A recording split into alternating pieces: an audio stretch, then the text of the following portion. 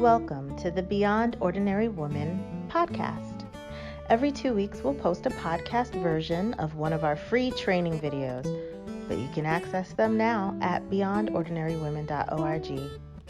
This episode or series includes downloadable information on our website, beyondordinarywomen.org. Go to Resources on the main menu and click on Podcast/Video Extras. Enjoy the podcast. Hi, I'm Kay Daigle of Beyond Ordinary Women Ministries, and I'm welcoming you to this video series called Asking Powerful Questions.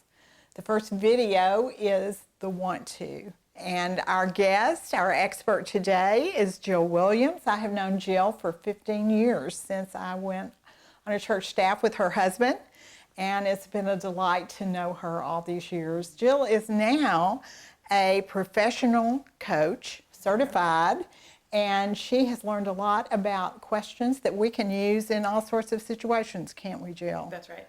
With friends, with family, with children, with small groups, with people we're mentoring.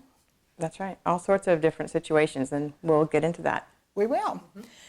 Well, Jill, let me just start by saying that my husband, Gary, loves to ask questions of people, and when we gather with other groups, small groups, church small groups, or just at dinner with people, he just loves to ask questions. Sometimes we know the people, sometimes we don't. Right. He asks questions that are fun to find out about people, or just begin to start a conversation with people. Yes. Inform us about people, those kinds of things. Right. But I have a feeling that the questions you're talking about are a little bit different. Powerful questions are not quite the same as those conversation starters. Absolutely. That's right. Those conversation starters are good places to begin, to have the place to ask a more deep, powerful question.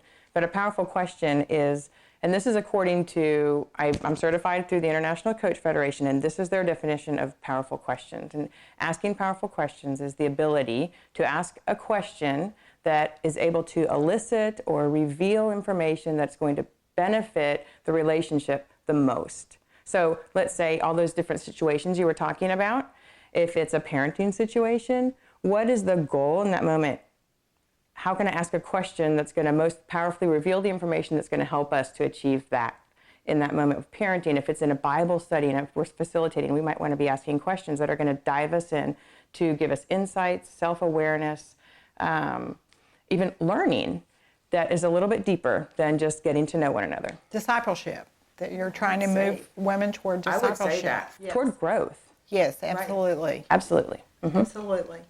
Well, as we think about that, the title of this particular video is the want to. So to me, when I heard that was going to be the title of this video, I thought, well, that assumes we may not really want to. So why would we not want to, or why would we want to ask powerful questions? Yeah, it is a little bit funny to have that question, saying that this is about asking powerful questions.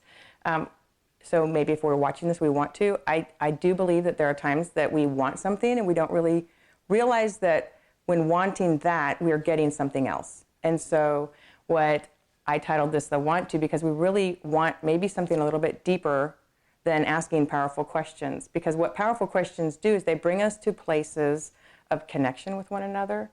They bring us to places that expose some things that we might like to keep tucked away down in our hearts. And powerful questions can elicit those things out, draw them out. And therefore, if you want to ask powerful questions, the question really is, are you wanting to connect? Because the answer may open a whole new realm of relationship. It may open hard things. It might. And so I have experience with being in a group of ladies for the last 12 years or so. And this started because there were a group of us that knew we wanted to grow. You talk about the discipleship. And I knew at the time I had an anger problem and I wanted to figure it out. My desire was to figure out the anger problem. What I realized when I was sitting with these women is they started asking me questions that were very personal and penetrating and deep and powerful, and meant to elicit and draw out information or things within me that I didn't want to let out. And I actually told them it was a waste of my time to sit in this place because we weren't learning something. We weren't doing a Bible study at the time, particularly in this particular situation. And so for me, I just sat there. I thankfully kept coming. And after about 8 months, I finally began to open up and share. And so their using powerful questions opened up something within me that brought me to a place of growth. And the reason that I ask about the want to is just like me in that case. I wonder if there are others that we're really not sure that we want to be known in that way, or that we want to grow or learn at that deep of a place. Or that we want to know about somebody else's secrets and problems. Right. That takes sacrifice, doesn't it? It takes sacrifice. And it takes sacrifice in many ways, because it's not just, oh, I'm going to go out to coffee with you. It's, if we go out to coffee and we get to those deeper places, it's connecting us in a way that I'm probably going to do this again and again and again, potentially. And do I want that? Right. And I've seen you do that. You're really very good at this, so I'm excited that you're able to share this with other people. It's been formed in me, and I'm grateful for it. That's why I'm very thankful to be able to work as a coach right now. And I do hope to be able to share it so that others ask and engage in this way, because we're made for it. One of the things that is powerful to me, if you read in Hebrews 10, which is an awesome passage about Jesus and how he gave everything, one for all. Our sins have been forgiven, which move us to this place that we can draw near to the throne of grace. And it says, if you get down, let us draw near to the throne of grace. Let us hold on to the hope that we have. Let us not only hold on to it, but just not let go of the hope that we have, but the confession that we have in him. And let us encourage one another to be stirred up to love and good works. And then it says, after all that stuff, it says, and don't neglect meeting together. And I think that we have to look at that and go, why is that mentioned? Oh, and by the way, don't neglect meeting together. I think because in order for all those other things to happen, we have to interact with one another. We have to be connecting, and we have to be wanting that connection. And sometimes it's much easier to be hiding because it's much more safe to not be known. It's more safe to not maybe express or let our hurts out. Sometimes the busyness of our life is intentional to keep us hiding, and other times the busyness of our life is just what our life is, because this is a busy time. I mean, there are so many opportunities that we have in the day-to-day, and they're good opportunities. But sometimes we're choosing those over getting together and spending time with one another and connecting. And when we do that, it's really exposing what we want more. Right. And I've been in small groups that felt like, I don't know that this was something that they had actually thought through, but that the leaders made me feel like our purpose was to not reveal too much about each other, that was not a safe place to go. So I know the difference in being in a group that does that and being in a group that doesn't. Right. And there is a difference. And honestly, there's a context for this, because in some contexts it's not the right time to go in deep, but other times it is, and we're called to it.